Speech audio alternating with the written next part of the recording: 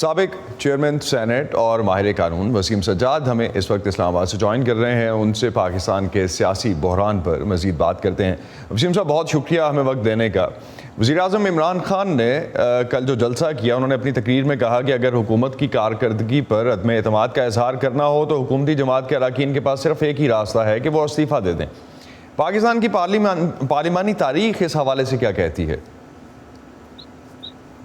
پاکستان کی تاریخ تو یہ ہے کہ کوئی ممبران نے استعفیٰ نہیں دیا. بہت ہی کم ایسے نظیر ملے گی کہ ممبران اگر ناخوش ہیں حکومت سے تو استعفیٰ دے دیں.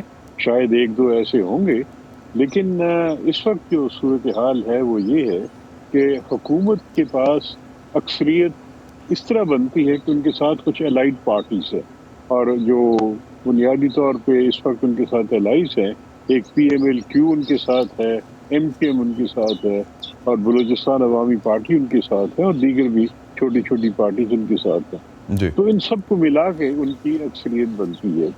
اگر یہ اتحادی پارٹیز حکومت کو چھوڑ دیں تو پھر اپوزیشن کے پاس 172 کی تعداد بن جاتی ہے، کیونکہ ضروری ہوتی ہے ایوان میں نو کانفیڈنس ووٹ کو پاس کرنے کے لیے. تو اب اس وقت یہ صحیح فرمایا آپ نے کہ بڑی سخت بے یقینی کی صورتحال ہے، کیونکہ ابھی تک کوئی پتہ نہیں کہ جو اتحادی پارٹیز ہیں وہ حکومت کے ساتھ چلیں گی یا اپوزیشن کے ساتھ آئیں گی. ابھی ان کی آپس میں مشاورت ہو رہی ہے، ملاقاتیں ہو رہی ہیں.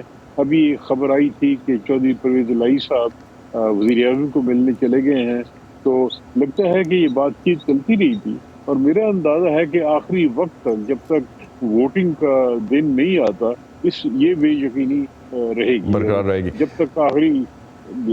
وسیم صاحب، چیئرمین سینٹ کے خلاف جب تحریک عدم اعتماد ہوا تو اس دفعہ ہم نے دیکھا کہ قانونی اور تکنیکی نقطے موجود تھے. اس تحریک کو ناکام بنانے کے لیے کوئی ایسے نقطے ہیں حکومت کے پاس؟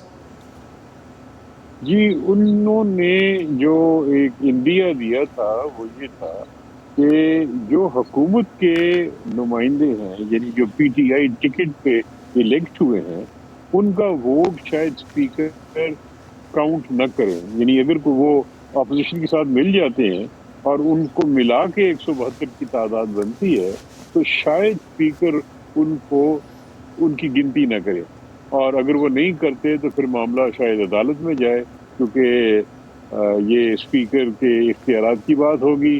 اور اگر عدالت میں گیا تو یہاں یہ بھی سوال اٹھے گا کہ کس حد تک عدالت اسپیکر کے معاملات میں یا اسمبلی کے اندرونی جو ایڈمنسٹریشن ہوتی ہے، پروسیجر ہوتا ہے، اس پہ کس حد تک عدالت انٹرفیئر کر سکتی ہے. لیکن اگر اپوزیشن کے ساتھ اتحادی مل جاتے ہیں تو پھر یہ مسئلہ بھی حل ہو جائے گا، اور شاید پھر یہ اسپیکر یہ اختیار استعمال نہ کر سکے. اور دوسری یہ ضروری بات ہے جی پلیز. میں ذرا وضاحت کرنا چاہ رہا تھا کہ دوسری بات یہ ہے جی کہ چیئرمین سینٹ کا جو عدم اعتماد تھا وہ خفیہ بیلٹ کے ذریعے ہوتا ہے، تو پتہ نہیں چلتا کس نے کہاں ووٹ دیا ہے. یہ جو عدم اعتماد ہوگا وزیر اعظم کے خلاف یہ اوپن بیلٹ ہوگا. یعنی ہوگا یہ کہ ایک جب تحریک پہ ووٹنگ شروع ہوگی تو ممبران ایک لابی سے گزریں گے جو اس کے حق میں ہیں، اور ان کا نام ٹک آف ہوگا، وہاں گنتی ہوگی، اور پھر گنتی کے بعد سب جب واپس آ جائیں گے تو اسپیکر فیصلہ کریں گے. تو یہاں خفیہ بات کوئی نہیں ہوگی، سامنے سب بات ہوگی. وسیم صاحب، ایک چیز آپ نے عدالت کا جو حوالہ دیا کہ اگر عدالت میں کیس چلا جاتا ہے، جو ہمیں ابھی تک دیکھا ہم نے صدارتی ریفرنس عدالت میں ہے، کوئی واضح فیصلہ اس پہ لاسٹ ویک ہم نے دیکھا نہیں آیا. آپ سمجھتے ہیں کہ عدالت کی طرف سے اگر یہ چیز واپس بھجوائی جاتی ہے اور یہ بیک اینڈ فورتھ اسی طرح سے چلتا ہے تو وہ بے یقینی میں بڑھائے گا؟ عدالت کا رول کیا رہے گا اس پورے پروسیس میں؟ جی میرے خیال میں جی اگر عدالت نے فیصلہ نہ کیا ووٹنگ سے پہلے تو بے یقینی رہے گی، خصوصاً جو ممبران پی ٹی آئی کے ہیں، یعنی حکومت کے ٹکٹ پہ جن کا انتخاب ہوا ہے، اور اگر وہ ان کے خلاف ووٹ دینا چاہتے ہیں یا ووٹ دیتے ہیں تو ان کے بارے میں ایک بے یقینی رہے گی.